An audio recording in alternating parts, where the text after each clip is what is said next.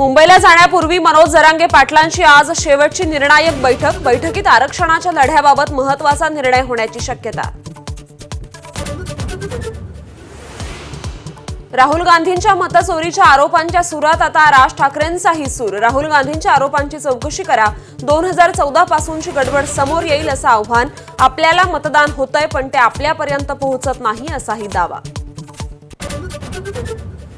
मनमोहन सिंगांनी केलं त्याच्या 10%ही मोदींना करता आलं नाही। काँग्रेस अध्यक्ष मल्लिकार्जुन खरगेंची टीका।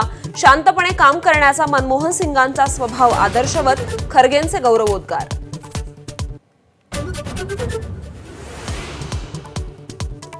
पुण्यात फ्रेशर्स पार्टीच्या नावाखाली अल्पवयीन मुलांना सुरू होती मद्य विक्री। महाराष्ट्र नवनिर्माण विद्यार्थी सेनेनं बंद पाडली दारू पार्टी। किकी पब मधला धक्कादायक प्रकार।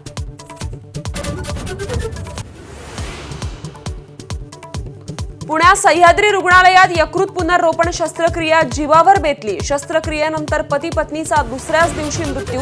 रुग्णालयानं हलगर्जीपणा केल्याचा कुटुंबियांचा आरोप। रत्नागिरीतल्या कशेडी बोगद्याजवळ मालवणला चाललेली गणेश भक्तांची बस जळून खाक। जीवितहानी नाही, प्रवाशांचं सामान जळालं।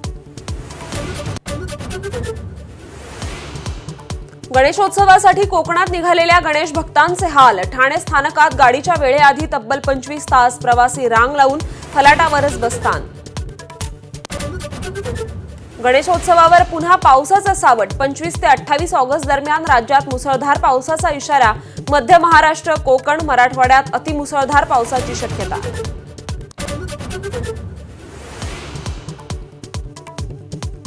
नवी दिल्ली विमानतळावर मोठा अपघात टळला। एअर इंडिया विमानाचं उड्डाण अखेरच्या क्षणी रद्द। धावपट्टीवर विमान असताना अखेरच्या क्षणी समजला तांत्रिक बिघाड।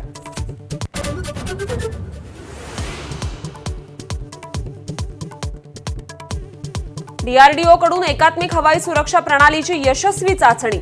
हवाई सुरक्षा अभेद्य बनवण्यासाठी मेक इन इंडिया सिस्टीम विकसित।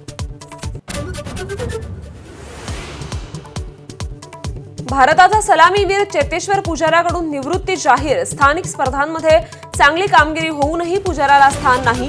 अखेर क्रिकेटच्या सर्व प्रकारांना अलविदा।